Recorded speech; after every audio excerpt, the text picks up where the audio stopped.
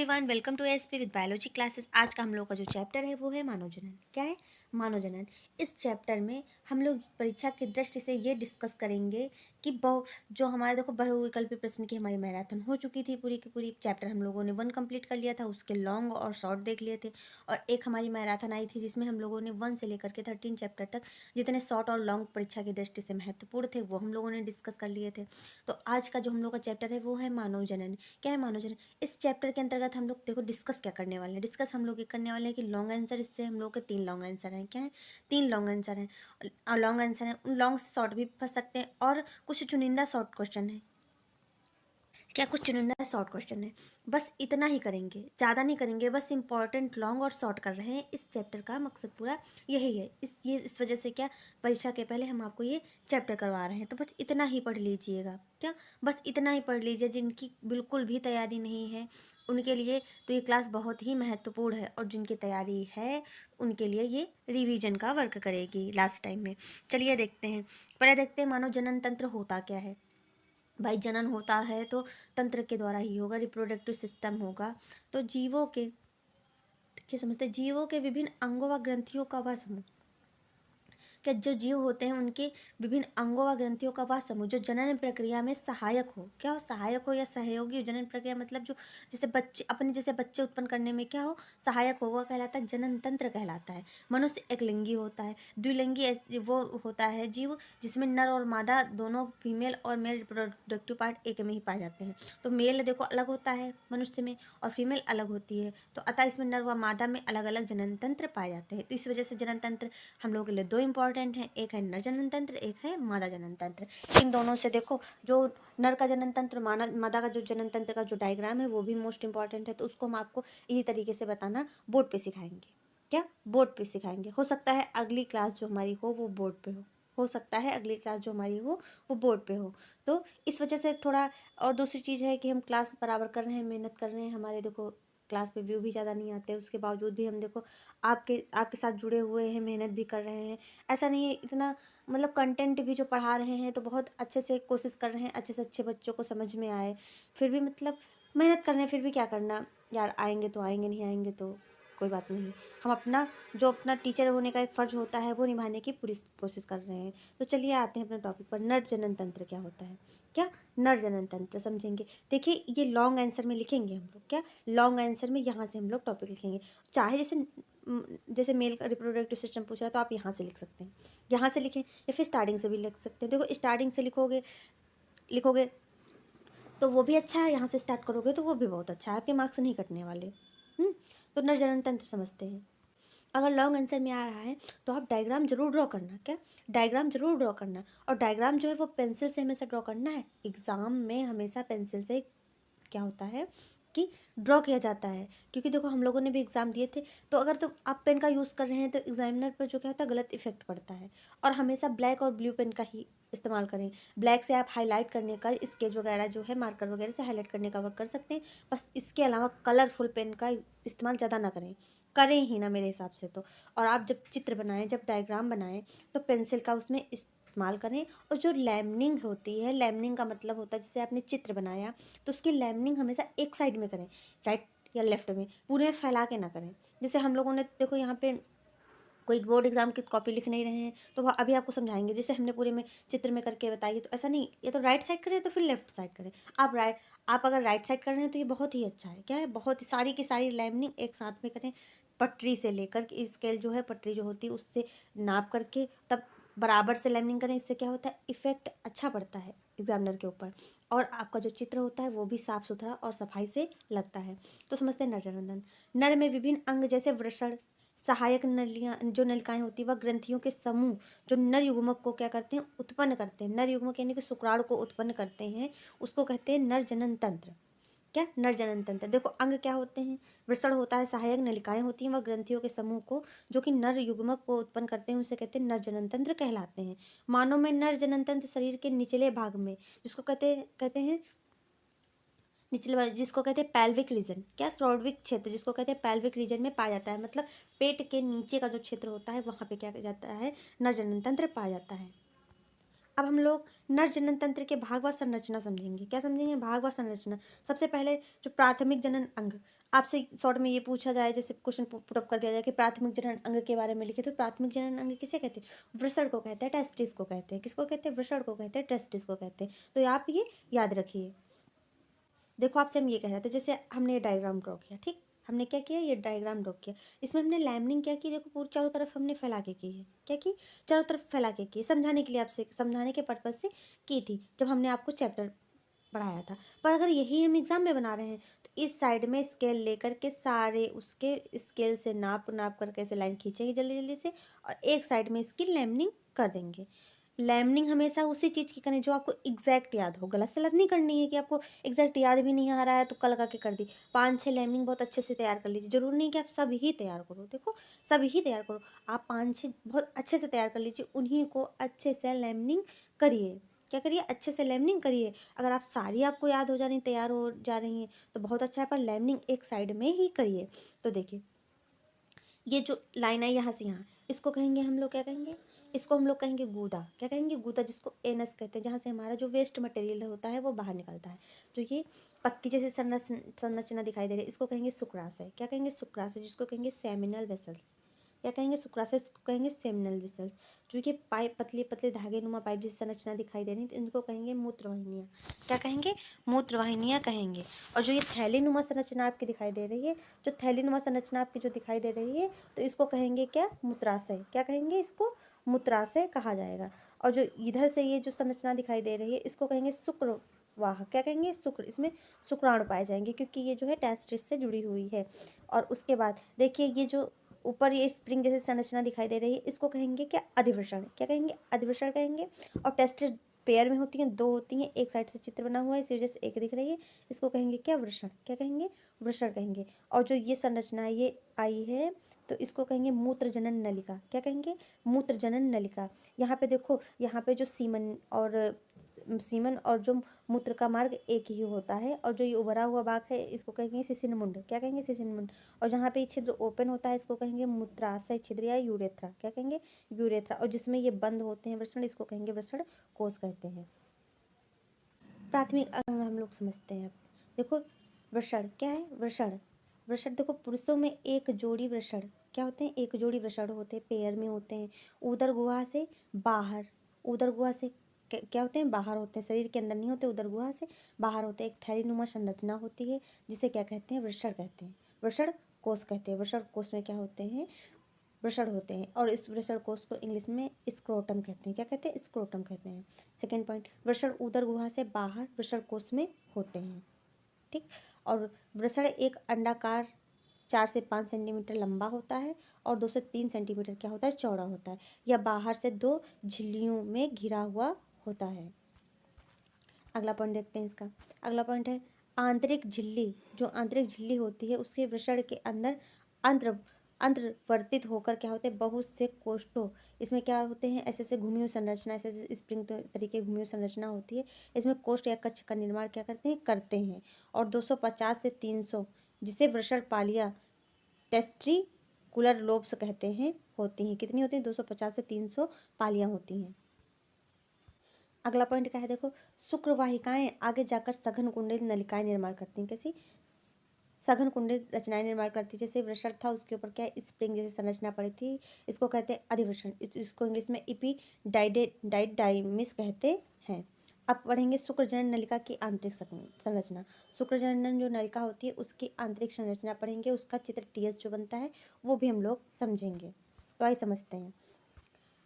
वृषण के अंदर शुक्रजनन नलिकाएं होती हैं। क्या? देखो, वृषण के अंदर जो होता है वो शुक्रजनन नलिकाएं होती हैं, जिसके भीतर 3 प्रकार की कोशिकाएं उपस्थित होती हैं। जो इस संरचना होती है, जो वृषण होता है, इसके जो अंदर होती हैं 3 नलिकाएं होती हैं, और जिसके भीतर 3 प्रकार की क्या होती हैं? कोशिकाएं उपस्थित होती हैं। पहली होती है शुक्राणु जनन कोशिका। क्या होती है?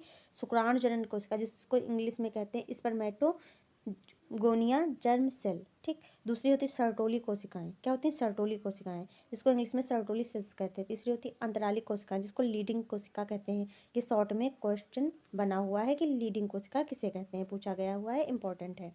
अब देखिए, अब इसके टीएस समझते हैं। देखो, ये थैलीनुमा संरचना है। क्या है? देखो, ये संरचना है, इसमें देखो 4 दिए हुए हैं, ठीक, इसका हम लोग एक का समझ लेंगे। एक का जो ये उभरी हुई संरचना है इसको कहेंगे एपिथेलियम कोशिकाएं। क्या कहेंगे?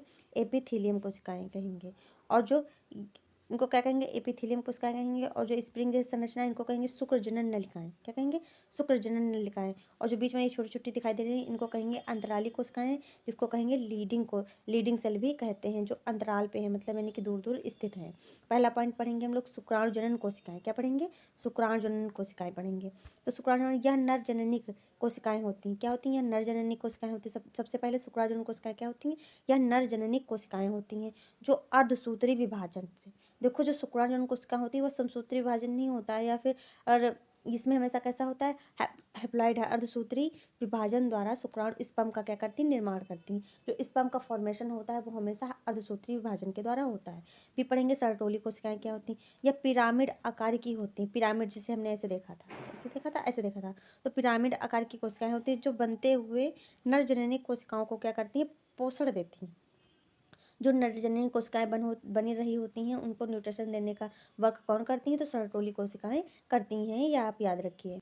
अगला हम समझेंगे अंतराली कोशिकाएं, जिसको लीडिंग कोशिका भी कहते हैं। तो वृषणपाली में शुक्रजनन नलिकाओं के चारों ओर अंतराली अवकाश होता है। देखिए लीडिंग कोशिका में जो शॉर्ट क्वेश्चन हमने आपको नोट किया है, तो ये जो क्वेश्चन है ये टॉपिक जो उठा करके वहीं पे लिखना है, शॉर्ट में लिखना है इसको, ठीक है। तो ये यहाँ पे लॉन्ग आंसर में एक शॉर्ट आंसर जो इंपॉर्टेंट है, जो परीक्षा में आने की संभावना है, वो बनेगा।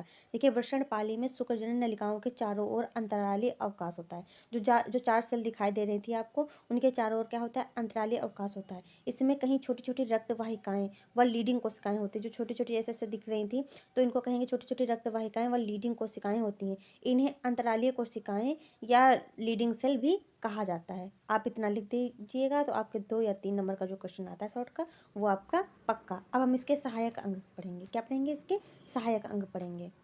सहायक अंग देख लेते हैं। तो सबसे पहले क्या है? अधिवृषण। क्या है? अधिवृषण।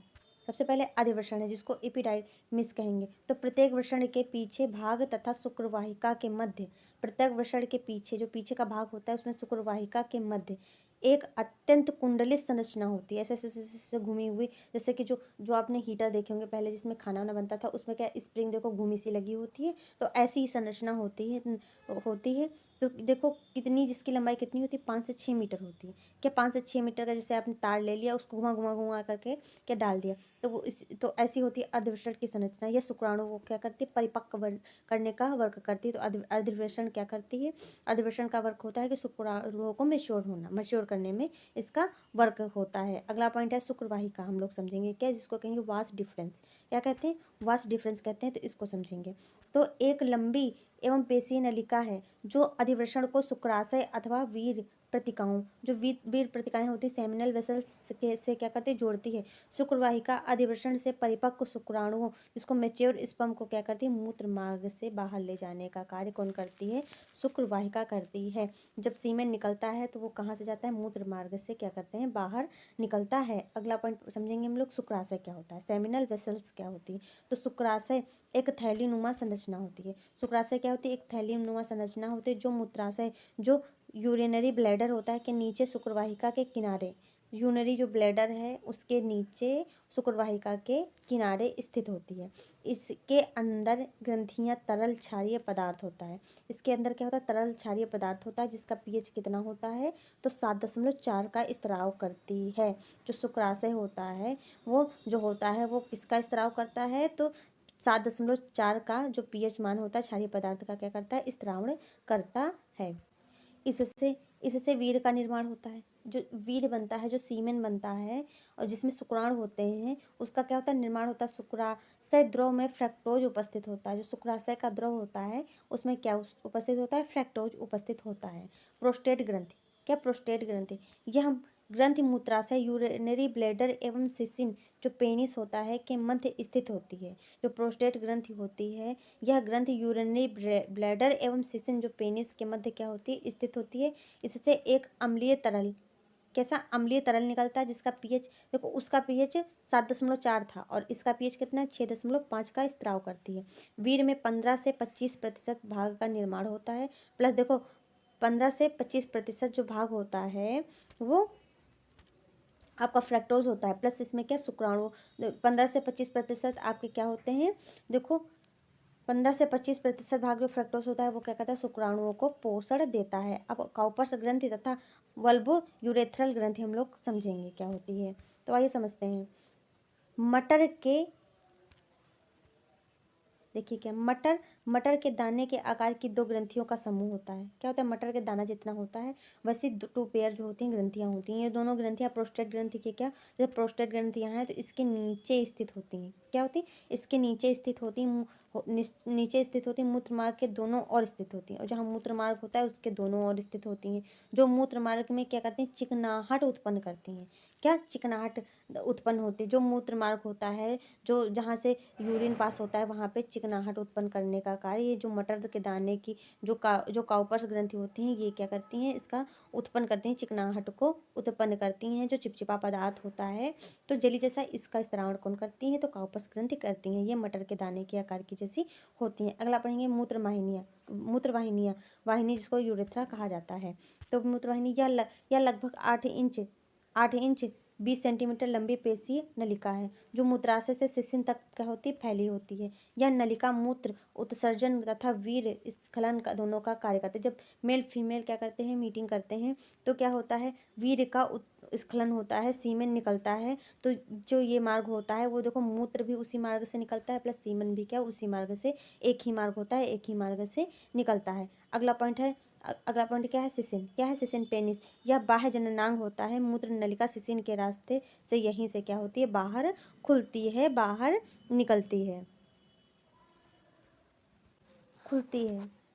मूत्र नलिका वीर्य व मूत्र को दोनों को बाहर निकालने का क्या करती है, कार्य करती है। जो मूत्र नलिका होती है वीर्य और मूत्र दोनों को क्या करती है, बाहर निकालती है। अब वीर्य पढ़ेंगे, सीमेन पढ़ेंगे। क्या होता है, वीर्य एक जैविक ऑर्गेनिक है, फ्लूइड है। क्या है, फ्लूइड मतलब तरल पदार्थ है जो नर जननांगों द्वारा क्या होता है, निर्मित किया जाता है। विभिन्न ग्रंथियों द्वारा स्त्रावित पदार्थों का संगठन क्या होता है, जो सीमेन से निकलता है उसमें कौन कौन से पदार्थ होते हैं, स्त्रावित कौन कौन से पदार्थ होते हैं, ये समझेंगे हम लोग। तो देखिए, सबसे पहले ग्रंथि और वीर्य में स्रावित तरल पदार्थ और उसकी मात्रा कितनी होती है ये समझेंगे। तो देखो, वृषण वृषण जो होते हैं शुक्राणु अथवा शुक्राणु कोशिकाओं का निर्माण करते हैं। मात्रा कितनी होती है, 2 से 5% होती है। प्रोस्टेट ग्रंथि क्या करती है, देखो ग्रंथि क्या करती है, सिट्रिक एसिड बनाती है, एसिड फास्फेटेज बनाती है और फार्बिनोलाइजिन बनाती है। प्रोस्टेट स्पेसिफिक बनाती है, एंटीजन बनाती है। कितनी 25 से 30% का निर्माण करती है। शुक्राशय क्या करता है, अमीनो अम्ल, एंजाइम, फ्रैक्टोज, प्रोटीन, विटामिन, इसका निर्माण करता है। कितनी प्रतिशत मात्रा होती है, 65 से 75% मात्रा होती है। अगला देखो, काउपस ग्रंथि क्या करती है, काउपस ग्रंथि जो कि चिकनाहट, तो इसमें ग्लैक्टोज होता है, म्यूकस होता है, साइलिक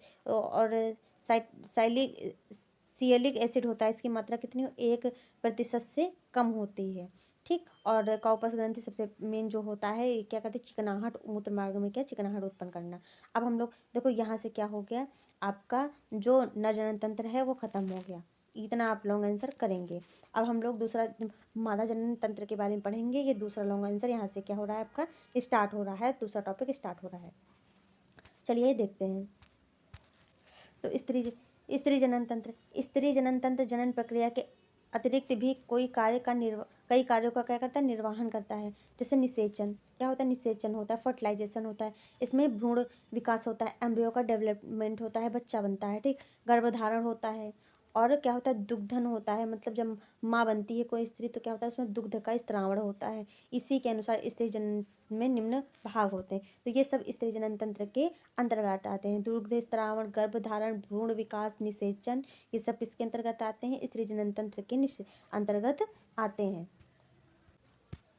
आप समझते हैं इसके प्राथमिक अंग।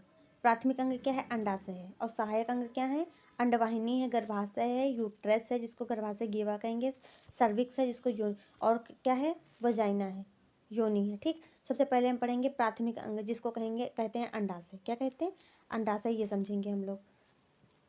तो अंडाशय स्त्रियों के प्रमुख प्रजनन अंग होते हैं। जो अंडाशय होते हैं वो क्या होते हैं, प्रमुख प्रजनन अंग होते हैं। अगर अंडाशय नहीं बन रहे हैं तो क्या होगा, स्त्री निषेचन तो करेगी पर उसमें क्या होगा कि बच्चा नहीं बनेगा। क्या होगा, एम्ब्रियो का डेवलपमेंट नहीं होगा। इनको कहते हैं बांझ। आपने सुना होगा, जो मतलब बांसा कहा जाता है, बांझ बोला जाता है, मतलब जिन स्त्रियों के बच्चे नहीं होते हैं। फिलहाल ये जो शब्द होता है वो बोलने में बिल्कुल भी अच्छा नहीं लगता है, अच्छा नहीं होता है। ठीक, तो ये संख्या में 2 होते हैं। क्या होते हैं? संख्या में जो अंडाशय होते हैं संख्या में 2 होते हैं, जो युग्मक, जो गैमेट का निर्माण करते हैं। किसका करते हैं? युग्मक यानी कि गैमेट का निर्माण करते हैं। और निचले पेट जो लोअर एब्डोमेन के शब्दों, जो लोअर एब्डोमेन होता है उसके दोनों ओर क्या होते हैं? एक एक अंडाशय स्थित होता है। एक अंडाशय इधर स्थित होता है और एक अंडाशय इधर स्थित होता है। प्रत्येक अंडाशय कितना होता है? 2, देखो 2 से 4 सेंटीमीटर तक क्या होता है? ये लंबा होता है तथा और 2 से जो होता है 5 सेंटीमीटर तक क्या होता है? चौड़ा। देखो लंबाई होती है इसकी कितनी होती है? 2 से 4 सेंटीमीटर जो लंबाई होती है, और इसकी चौड़ाई कितनी होती है? 2.5 सेंटीमीटर तक इसकी चौड़ाई होती है। अगला पॉइंट है, यह एक झिल्ली के द्वारा गर्भाशय, यूट्रस और श्रोणि भित्ति जो पैल्विक वाल्व से क्या होता है? जुड़ा हुआ होता है, जिसे मीसोवेरियम कहते हैं। जो जुड़ा होता है पैल्विक वाल्व से, इसको क्या कहते हैं? मीसोवेरियम कहते हैं। अंडाशय के ऊपर उपकला का आवरण पाया जाता है। अंडाशय के ऊपर क्या होता है? अंडाशय के ऊपर उपकला का क्या होता है? आवरण पाया जाता है। तीसरा पॉइंट है, अंडाशय के आंतरिक ऊतकों की पिट्ठिका जो होती है, स्ट्रोमल जो होती है, कहते हैं पिट्ठिका के 2 भाग होते हैं। पहला होता है परिधीय कॉर्टेक्स, दूसरा होता है आंतरिक कॉर्टेक्स। पहला क्या होता है? परिधीय कॉर्टेक्स होता है और दूसरा होता है आंतरिक कॉर्टेक्स होता है। क्या होता है? आंतरिक कॉर्टेक्स होता है। अब हम लोग समझेंगे परिधीय कॉर्टेक्स में क्या होता है। देखो परिधीय कॉर्टेक्स में अनेक सूक्ष्म अंड पुट्टिकाएं होती हैं। जो परिधीय कॉर्टेक्स होगा उसमें सूक्ष्म अंड कोशिकाएं होती हैं, जिन्हें क्या कहते हैं? ग्राफियन पुट्टिकाएं कहते हैं। क्या कहते हैं? ग्राफियन पुट्टिकाएं कहते हैं। ग्राफियन पुट्टिकाओं में, जो ग्राफियन पुट्टिकाएं होती हैं उनमें, ग्राफियन पुट्टिकाओं में एक अंड कोशिकाएं जो होती है oocyte उपस्थित होती है, जो अंड जनन की प्रक्रिया में क्या करती है? अंडाणु का निर्माण करती है। अंडाशय 2 महत्वपूर्ण हार्मोन का स्त्रावण करते हैं। जो अंडाशय होते हैं वो क्या करते हैं? 2 महत्वपूर्ण हार्मोन्स का स्त्रावण करते हैं। पहला होता है एस्ट्रोजन। क्या होता है? एस्ट्रोजन। दूसरा होता है प्रोजेस्टेरॉन। क्या होता है? प्रोजेस्टेरॉन होता है। एस्ट्रोजन पहले पढ़ेंगे। यह हार्मोन स्त्रियों के लैंगिक लक्षणों तथा सहायक जननांगों के विकास को क्या करता है? प्रेरित करता है। इसीलिए इसे विकास हार्मोन्स भी कहा जाता है। विकास हार्मोन्स पूछा जाए किसे कहा जाता है? तो एस्ट्रोजन को कहा जाता है। अगला अगला देखो हार्मोन्स कौन है? प्रोजेस्टेरॉन है। क्या? प्रोजेस्टेरॉन है। यह हार्मोन स्त्रियों के शरीर के गर्भधारण के लिए तैयार करता है। जो प्रोजेस्टेरॉन होता है, जब स्त्रियां मतलब गर्भधारण के लिए स्त्री को क्या करते हैं? तैयार करते हैं। अगला है अंडवाहिनी। क्या? अंडवाहिनी, ओविडक्ट और फैलोपियन ट्यूब। ओविडो फैलोपियन ट्यूब को समझते हैं। इसका पहला पॉइंट देखो क्या है? अंडवाहिनी को डिंब वाहिनी भी कहा जा सकता है। इसको अंडवाहिनी, डिंब वाहिनी भी कहते हैं। स्त्रियों के शरीर में डिंब वाहिनियाँ होती हैं, जो गर्भाशय के ऊपरी किनारों से क्या दोनों ओर स्थित होती हैं। ऐसे करके दोनों ओर क्या होती हैं? स्थित होती हैं। ठीक, स्थित होती हैं। और दोनों ओर क्या होती हैं? ये अंडाशय से जुड़ी हुई होती हैं। सेकेंड पॉइंट देखेंगे इसका। सेकेंड पॉइंट देखते हैं। प्रत्येक अंडवाहिनी लगभग कितनी? 10 से 12 सेंटीमीटर लंबी नली के रूप में क्या होती है? अंडवाहिनी का वह सिरा जो अंडाशयों से जुड़ा होता है, एक कीप के आकार का होता है। कैसे होता है? देखो कीप के आकार का होता है। कैसा होता है? कीप के आकार का होता है। इस पर फिम्बरी, उंगलियों जैसी संरचना, जो ये फिम्बरी जो होती है उंगलियों जैसी संरचना सूक्ष्म संरचना होती है, जो अंडाशय द्वारा अंडोत्सर्ग के समय क्या करती है? अंडाणु, जो अंडाणु यहाँ होता है इसको क्या कैप्चर करके यहाँ से लेकर आती है, अंडाणु को क्या करती है? संग्रहण करती है। अगला पॉइंट क्या है? अंडवाहिनी का मुख्य कार्य क्या होता है? अंडाशय से अंडाणु जो ओवम का संग्रहण करके निषेचन होने तथा उनका भंडारण एवं पोषण करने का कार्य होता है। अब हम लोग समझेंगे गर्भाशय क्या होता है, यूट्रस क्या होता है। तो स्त्री केवल एक गर्भाशय पाया जाता है। स्त्री में क्या एक यूट्रस की जो संख्या होती है वो एक ही होती है। जो जो अंडा होता है उसकी संख्या 2 होती है, पर जो यूट्रस की संख्या होती है एक ही होती है, जिसे बच्चेदानी कहा जाता है। क्या कहा जाता है? बच्चेदानी कहा जाता है। गर्भाशय इंग्लिश में कहेंगे यूट्रस, और उसको बच्चेदानी भी कहते हैं। इसमें क्या बच्चा का जो होता है वो डेवलपमेंट होता है, बच्चा इसी में आता है, बच्चेदानी में आता है, यूट्रस में आता है।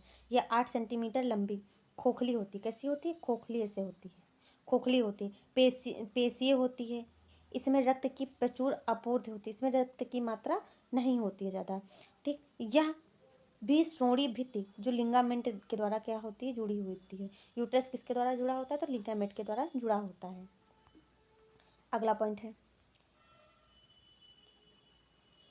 पॉइंट है इसका ऊपरी भाग फैलोपियन नलिका में खुलता है।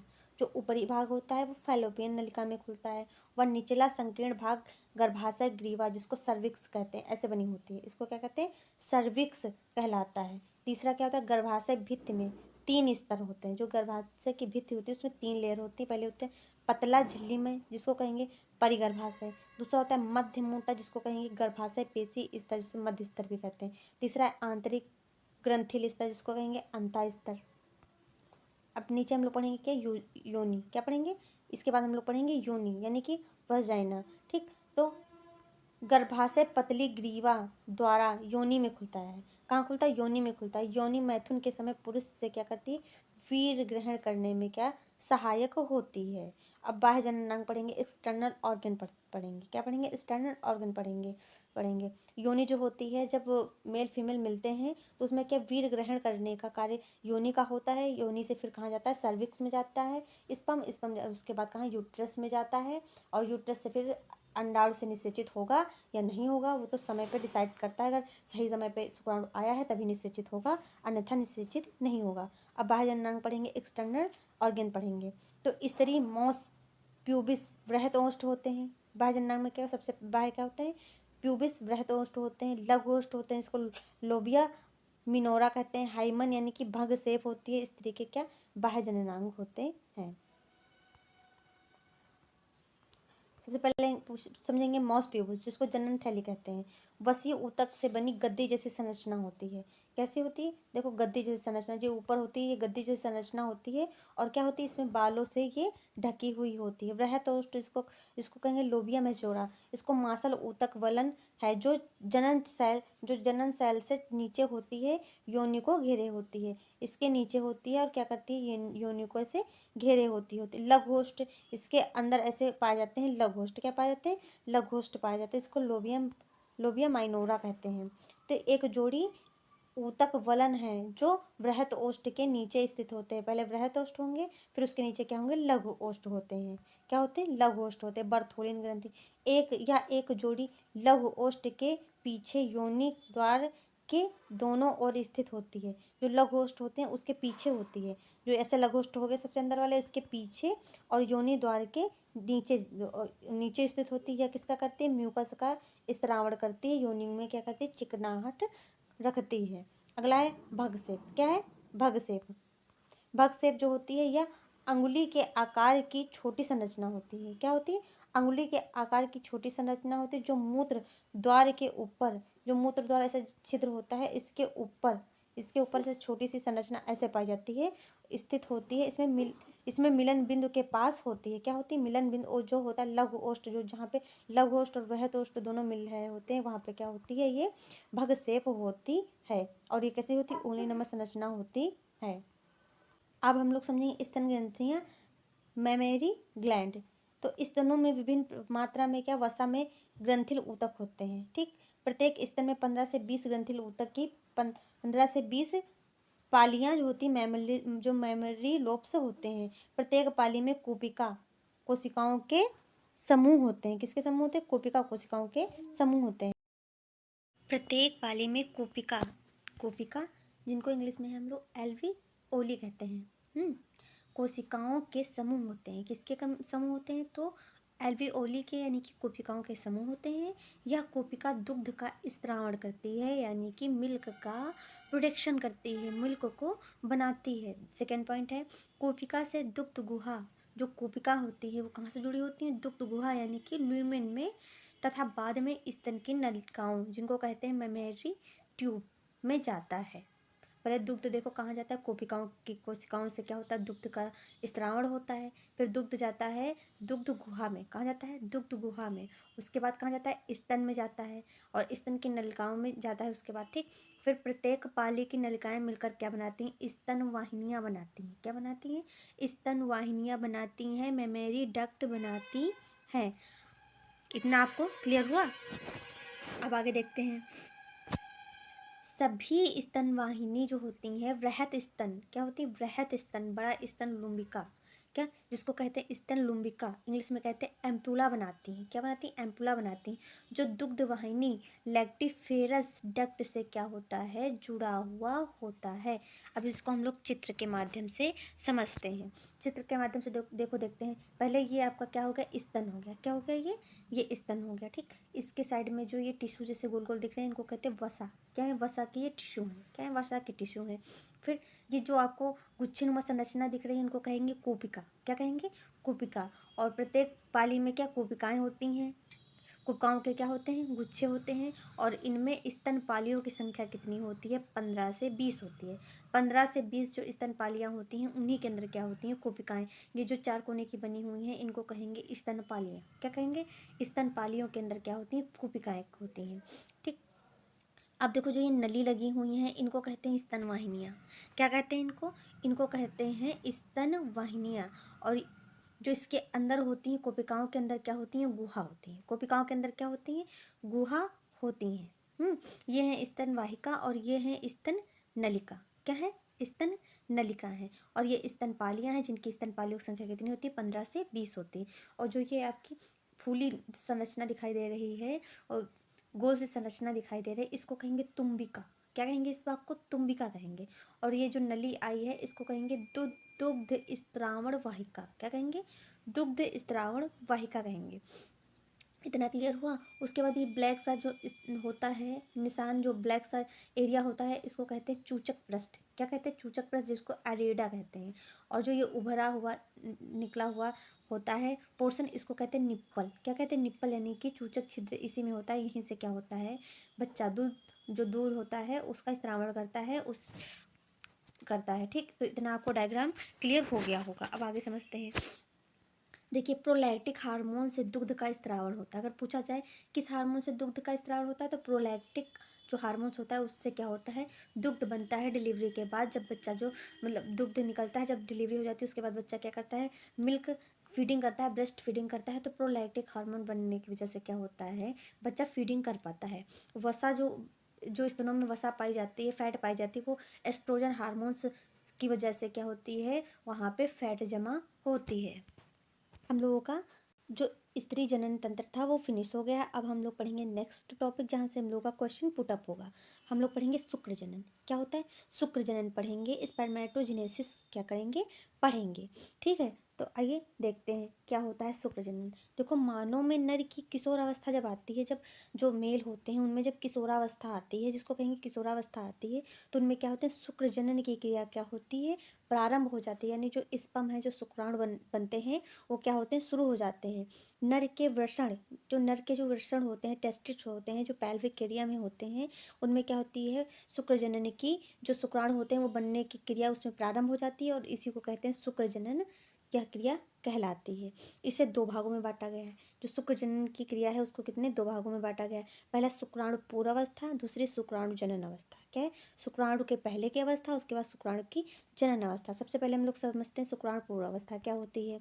तो जो वृषण होते हैं, टेस्टिस जो होते हैं, में शुक्र जनन नलिकाएं होती हैं, जिसको सेमिनी फेरस ट्यूब्यूल्स में क्या होता है? उपस्थित जो शुक्र जनन नलिकाएं होती हैं, उनमें क्या होती है? नर जन्म कोशिकाएं उपस्थित होती हैं, के द्वारा कोशिकीय शुक्राणु के निर्माण की प्रक्रिया को क्या कहते हैं? शुक्राणु पूर्वी अवस्था कही जाती है।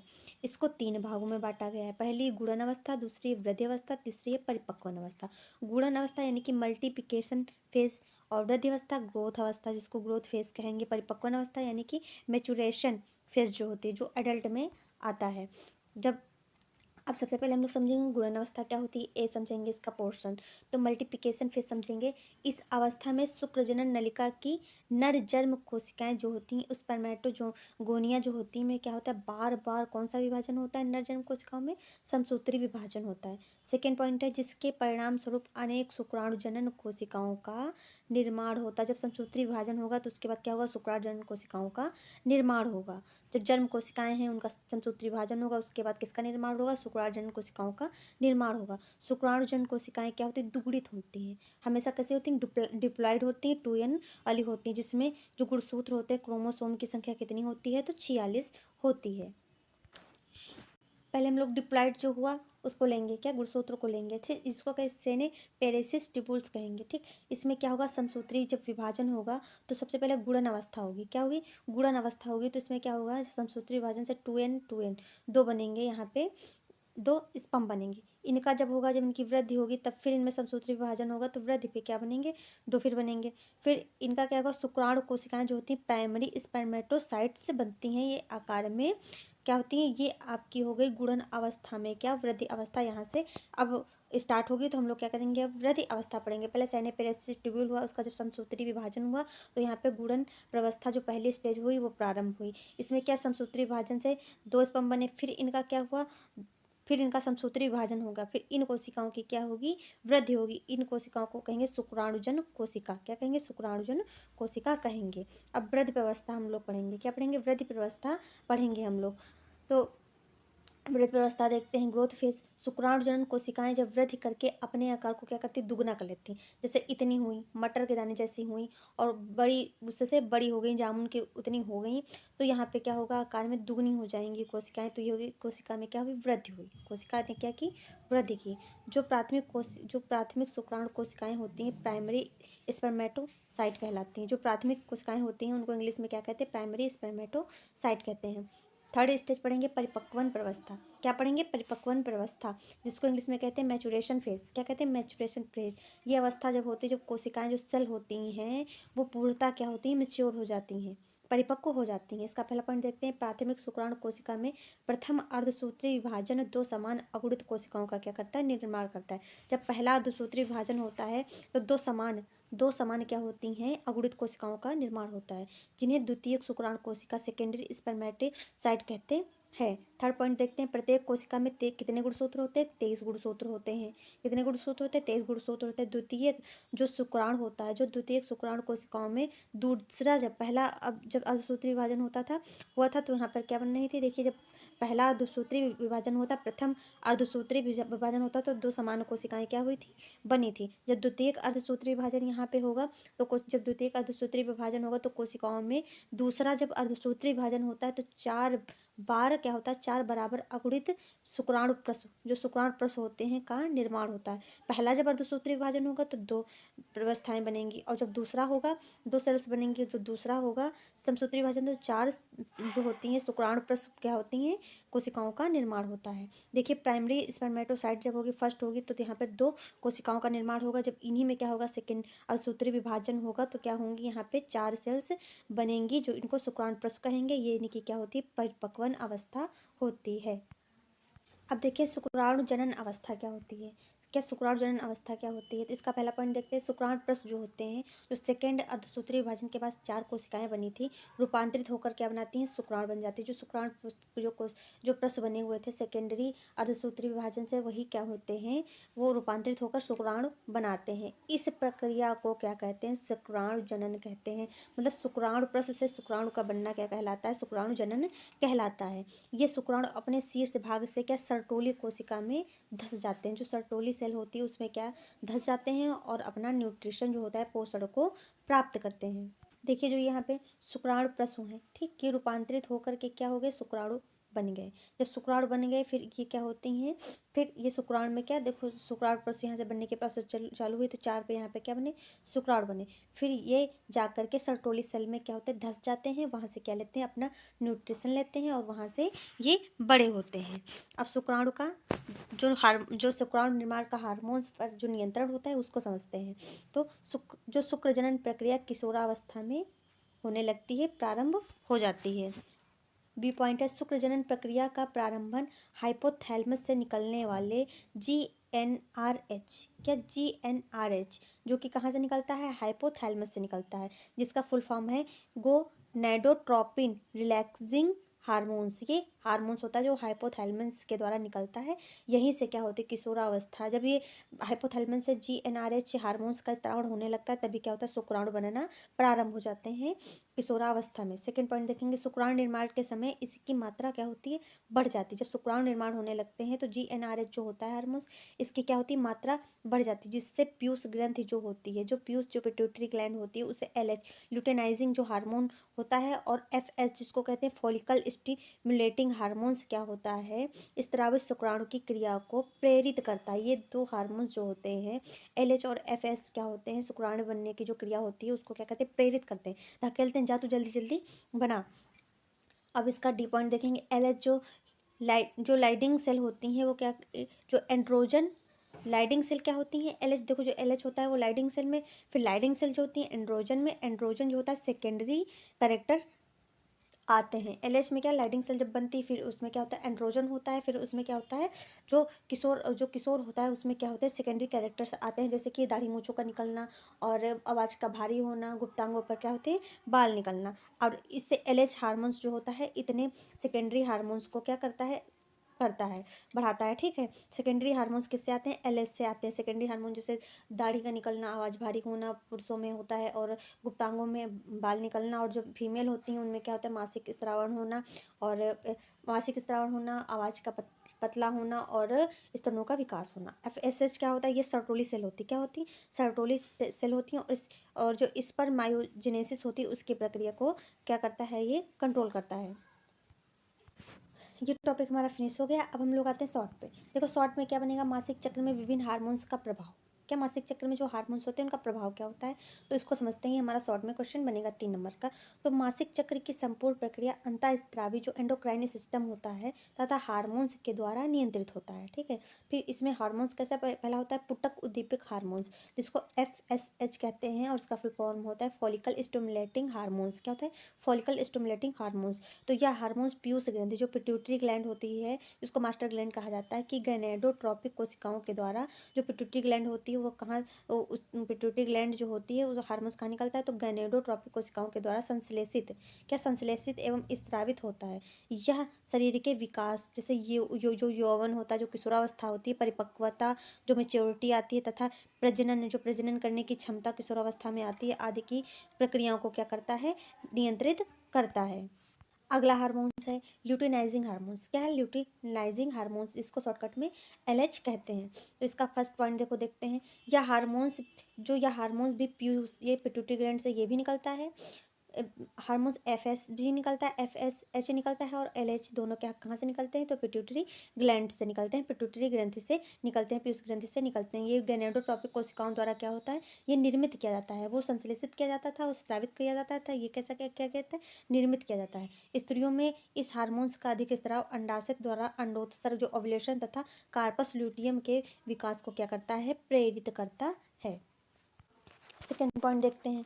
कार्पस ल्यूटियम जो अंडाशय में स्थित एक अस्थायी अंतःस्रावी ग्रंथि होती है। कार्पस ल्यूटियम क्या होती है, अंडाशय में स्थित अंतःस्रावी ग्रंथि होती है, जो उच्च मात्रा में किसका स्रावन करती है, तो प्रोजेस्टेरॉन का स्रावन। प्रोजेस्टेरॉन क्या होती है, सामान्य ग्रंथि है। मात्रा में क्या करती है, प्रोजेस्टेरॉन का स्रावन करती है। प्रोजेस्टेरॉन क्या है, ग्रंथि है, जो उच्च मात्रा में किसका, प्रोजेस्टेरॉन, सामान्य मात्रा में एस्ट्राडियाल जो होता है, एस्ट्राडियाल तथा इनहिबिन जो होता है, इनहिबिन जो होता है, तथा अल्प मात्रा में एस्ट्रोजन का क्या करती है, स्रावन करती है। अब हम लोग एस्ट्रोजन एवं प्रोजेस्टेरॉन पढ़ेंगे। क्या पढ़ेंगे, एस्ट्रोजन एवं प्रोजेस्टेरॉन पढ़ेंगे। तो एस्ट्रोजन तथा प्रोजेस्टेरॉन हार्मोन्स का अंडाशयों के द्वारा उत्सर्जन किया जाता है। ये हार्मोन स्त्रियों में क्या होते हैं, द्वितीयक लैंगिक लक्षणों को विकसित करके तथा मासिक चक्र को समानता बनाए रख कर क्या करते हैं, प्रजनन अंगों के विकास को प्रेरित करते हैं। एस्ट्रोजन एवं प्रोजेस्टेरॉन का ये वर्क होता है कि द्वितीयक लैंगिक लक्षण जो फीमेल में आते हैं, जैसे कि स्तनों का विकास, मासिक चक्र जो स्रावित होता है, और मासिक चक्र जो स्रावित होता है, और स्तनों का विकास होता है, लड़कियों की आवाज़ जो होती है वो पतली होना, गुप्तांगों को बाल आना, ये एस्ट्रोजन एवं प्रोजेस्टेरॉन की वजह से क्या होता है, प्रेरित होता है। लीडिंग सेल का हमने आपको भी उधर समझाया था, जो लॉन्ग आंसर में था, पर ये देखो अलग से एक हमने ऐड कर दिया क्योंकि शॉर्ट के लिए इंपॉर्टेंट है। लीडिंग कोशिकाएं जो ल्यूटिनाइजिंग हार्मोन्स के स्त्रावण में टेस्टोस्टेरॉन एवं एस्ट्रोजन हार्मोन्स का क्या करती हैं, स्त्रावण करती हैं। ये आपकी लीडिंग सेल हो गई। अब हम लोग देखेंगे टॉपिक गर्भावस्था एवं प्रसव। क्या देखेंगे, गर्भावस्था एवं प्रसव। समसूत्री विभाजन विदलन क्लीवेज की शुरुआत तब हो जाती है जबकि युग्मनज अंडवाहिनी के संकीर्ण पथ इस्थमस से गर्भाशय की ओर क्या करता है, बढ़ता है। सेकेंड पॉइंट, और तब 2, 4, 8, 16 संतति कोशिकाओं, जिसे कोरक खंड ब्लास्टोमियर्स कहते हैं, की रचना करता है। थर्ड पॉइंट देखेंगे, 8 से 16 कोरक खंडों वाले भ्रूण को तूतक, जिसको कहेंगे मारूला कहते हैं। जो 8 से 16 जो कोरक खंडों वाले भ्रूण को क्या कहते हैं, मोरूला कहा जाता है। यह मोरूला लगातार विभाजित होता रहता है और जैसे जैसे यह गर्भाशय की ओर बढ़ता है, यह ब्लास्टोसिस्ट के रूप में क्या होता है, परिवर्तित हो जाता है।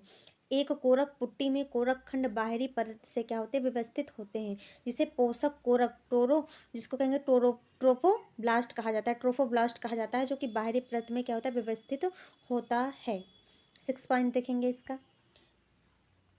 6 पॉइंट इसका देखेंगे, कोशिकाओं के भीतरी समूह जो पोरक कोरक होते हैं, जो पोष कोरक होते हैं, जिनको ट्रोफोब्लास्ट कहते हैं, उन्हें अंतर कोशिका समूह इनर सेल मास भी कहते हैं।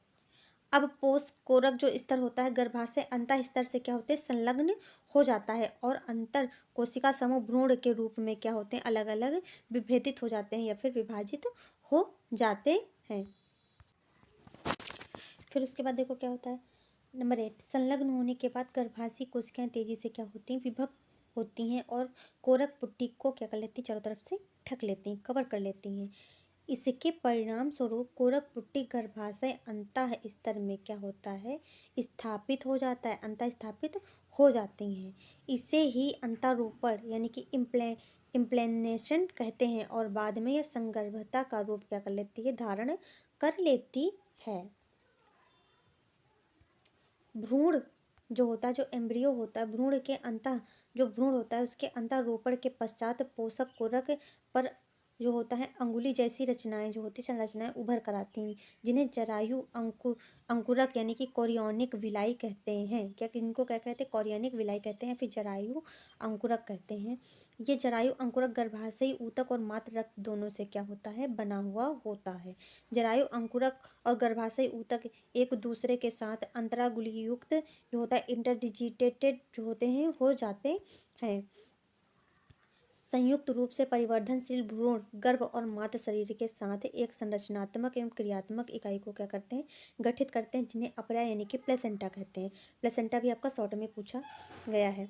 तो देखो जो प्लेसेंटा है, अपरा एक नाभि रज्जु जिसको अम्बिलिकल कार्ड द्वारा भ्रूण से क्या होता है, जुड़ा हुआ होता है। जो नाभि होती है उससे क्या होता है, जुड़ा होता है, एम्ब्रियो से। प्लेसेंटा भ्रूण तक सभी आवश्यक पदार्थों का अंदर ले जाना और बाहर निकालने में क्या करता है, मदद करता है। जो न्यूट्रिशन होता है उसको अंदर ले जाता है, जो एक्सक्रीटरी मटेरियल होता है जो बेबी मतलब यानी कि निकालता है, उसको क्या करता है, बाहर लाने में मदद करता है। अब प्लेसेंटा के फंक्शन हम लोग देखते हैं।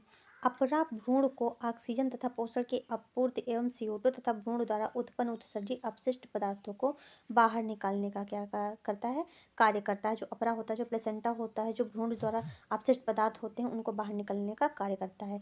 प्लेसेंटा द्वारा मुक्त हार्मोन्स, प्लेसेंटा के द्वारा कौन कौन से हार्मोन्स मुक्त होते हैं, तो देखते हैं। पहला होता है गैनोडोट्रोपिन हार्मोन्स, ठीक, ह्यूमन गैनोडोट्रोपिन हार्मोन, जिसको शॉर्टकट में HCG कहा जाता है। सेकेंड होता है मानो अपरा लैक्टोजन, जिसको ह्यूमन प्लेसेंटा लैक्टोजन जो होता है हार्मोन्स कहते हैं, जिसको शॉर्टकट में HPL कहा जाता है। तीसरा है एस्ट्रोजन, प्रोजेस्टेरोन आदि उत्पादित करता है, ठीक। प्लेसेंटा द्वारा प्रसव के समय रिलैक्सिन हार्मोन्स स्त्रावित किया जाता है। जब रिलैक्सिन हार्मोन स्त्रावित होता है तभी डिलीवरी होती है। इसके अलावा दूसरे हार्मोन जैसे oestrogen, progesterone, cortisol, prolactin, thyroxine आदि की माता संगर्भता के दौरान माता के रक्त में कई गुना क्या होती है, बढ़ जाती है। जो माता का रक्त होता है उसमें इन हार्मोन्सों की जो होते हैं, जो मात्रा होती है कई गुना अधिक बढ़ जाती है। 6, इन हार्मोन्स के उत्पादन में बढ़ोतरी, जो ये हार्मोन्स होते हैं उत्पादन में बढ़ोतरी होना भी भ्रूण वृद्धि, माता की उपापचयी जो क्रिया होती हैं में परिवर्तन तथा सगर्भता जो होती है को बनाए रखने के लिए आवश्यक होती है। 7 पॉइंट देखेंगे, अंतरोपण के तुरंत बाद ICM जो होता है, इंटरसेल मास 3 परतों में परतें बना लेता है। ICM में 3 परतें बनती है, देखो, एक्टोडर्म, एंडोडर्म, मेसोडर्म। ये जो तीनों लेयर होती हैं, ये स्तर वयस्कों में सभी ऊतकों अंगों का क्या करती हैं, निर्माण करती हैं। जो लेयरें होती हैं, जो 3 परतें बनती हैं, एक्टोडर्म, एंडोडर्म, मेसोडर्म, ICM, यही क्या करती हैं, ऊतकों और अंगों का निर्माण करती हैं। मानव में संगर्भता की अवधि कितनी होती है, 9 महीने होती है। चेंजिंग ड्यूरिंग प्रेगनेंसी, जब प्रेगनेंसी होती है तो उसके दौरान कौन कौन से चेंजेस आते हैं, ये देखते हैं। तो जब फर्स्ट मंथ होता है तो भ्रूण प्लस हृदय बनता है। बढ़ता भ्रूण स्टेथोस्कोप से धड़कन सुना जाता है। ठीक, सेकेंड मंथ में क्या होता है, भ्रूण वेब प्लस पाद अंगुलियाँ बनती हैं। 12वें सप्ताह में अंग तंत्र और जनन अंग अच्छी तरह से क्या होते हैं, विकसित हो जाते हैं। फिफ्थ मंथ यानी कि 5वें माह में गर्भ की पहली गतिशीलता यानी कि सर सिर पर क्या आते हैं, बाल आते हैं, पहली बार क्या होती है, मूवमेंट होती है 5वें मंथ में। 6 मंथ में बरोनिया पलके शरीर में क्या होते हैं, सूक्ष्म बाल आ जाता है। बरोनिया की जो पलकें होती हैं, भौमें होती हैं, ये आ जाती हैं। अब जो होता है प्रसव देखेंगे, प्रसव कैसे होता है। ठीक है, तो जो प्रसव है, जो प्रसव है, संभरता के अंत में क्या होता है, गर्भाशय के जोरदार संकुचन, गर्भाशय क्या होता है, फैलता है, सिकुड़ता है। जोरदार क्या, संकुचन का मतलब ये तो सिकुड़ना और फैलना के कारण क्या होता है, गर्भ बाहर निकल आता है, जो शिशु होता है वो बाहर आ जाता है। गर्भ के बाहर निकलने की इस क्रिया को शिशु जन्म या प्रसव कहा जाता है। जब गर्भ बाहर आता है, जब शिशु बाहर आता है संकुचनों के द्वारा गर्भाशय के, तब क्या होता है, जब शिशु बाहर आता है तो इसको क्या कहते हैं, प्रसव कहा जाता है। प्रसव एक जटिल तंत्र अंतःस्रावी क्रियाविधि द्वारा प्रेरित होता है। प्रसव प्रसव के संकेत पूर्व विकसित गर्भ एवं अपरा से उत्पन्न होते हैं, जो हल्के गर्भाशय संकुचनों को प्रेरित करते हैं, जिन्हें गर्भ उत्क्षेपण प्रतिवर्तन, जिसको कहेंगे फोएटल इंजेक्शन रिलैक्स कहते हैं। यह मात्र पीयूष ग्रंथि में ऑक्सीटोसिन के निकलने की क्रिया से सक्रिय होता है। जो डिलीवरी होती है, जो संकुचन होता है, वो ऑक्सीटोसिन हार्मोन्स के निकल, इसी वजह से जब डिलीवरी होती है तब प्रसव के दौरान क्या महिला को ऑक्सीटोसिन के हार्मोन जो इंजेक्शन दिए जाते हैं। और ऑक्सीटोसिन गर्भाशय पेशी पर क्या करता है, कार्य करता है, इसके कारण जोर जोर से क्या होता है, गर्भाशय में संकुचन होने लगता है। गर्भाशय संकुचन ऑक्सीटोसिन के अधिक स्त्रावण को उद्दीपित करता है। गर्भाशय संकुचन तथा ऑक्सीटोसिन स्त्राव के बीच लगातार उद्दीपन प्रतिवर्त के कारण यह संकुचन तीव्र से तीव्रतर होता जाता है। शिशु के गर्भाशय से जन्म नाल द्वारा बाहर आ जाता है, प्रसव संपन्न हो जाता है। शिशु क्या होता है, बाहर आ जाता है, प्लेसेंटा में भी अंदर रहता है। शिशु के जन्म के तुरंत बाद ही अपरा जो होता है, जब जन्म हो जाता है, जब बेबी बाहर आ जाता है, उसके बाद क्या होता है, जो प्लेसेंटा होता है, अपरा होता है, उसको बाहर निकाल लिया जाता है। उसके बाद अब हम लोग पढ़ेंगे दुग्ध स्त्रावण, ये भी शॉर्ट का क्वेश्चन है। क्या पढ़ेंगे, दुग्ध स्त्रावण पढ़ेंगे, ये भी शॉर्ट में क्वेश्चन जो है आएगा और इम्पॉर्टेंट क्वेश्चन है। संभरता वेप अंत तक इनमें क्या होता है, दुग्ध उत्पन्न होने लगता है। इस प्रक्रिया को दुग्ध स्त्रावण कहते हैं। जब संभरता हो जाता है, डिलीवरी होती है, तब क्या होता है, उसके बाद दुग्ध जो होता है उत्पन्न होने लगता है। इस प्रक्रिया को क्या कहते हैं, दुग्ध स्त्रावण प्रोसेस कही जाती है। यह माँ को अपने नवजात शिशु की आहार पूर्ति में मदद करती है। जो दुग्ध स्त्रावण होता है वो क्या करता है, नवजात जो शिशु होता है उसकी भूख को मिटाता है, आहार की पूर्ति करता है। दुग्ध स्त्रावण के आरंभिक कुछ दिनों तक जो दुग्ध निकलता है उसे स्तन या खीस कहते हैं। क्या कहते हैं, स्तन या फिर खीस कहा जाता है, जिसमें कई प्रकार के प्रतिरक्षी एंटीबॉडी IgA तत्व समाहित होते हैं, जो नवजात शिशु में क्या करते हैं, प्रतिरोधी क्षमता को उत्पन्न करते हैं। और यह परम आवश्यक होता है। जो 6 महीने तक दूध, इसलिए कहते हैं 6 महीने तक जो महिला होती है उसको अपने बच्चे को क्या स्तनपान जरूर ही कराना चाहिए 6 महीने तक, क्योंकि वो दूध जो होता है बहुत ही बच्चे के लिए जो होता है एंटीबायोटिक रूप का कार्य करता है, बीमारियों से लड़ने में क्या करता है, बच्चे की सुरक्षा करता है। अगर आपको हमारी क्लास अच्छी लगी तो हमारे चैनल को लाइक एंड सब्सक्राइब करें, ज़्यादा से ज़्यादा शेयर करते हैं। मिलते हैं नेक्स्ट चैप्टर के साथ। Thanks for watching.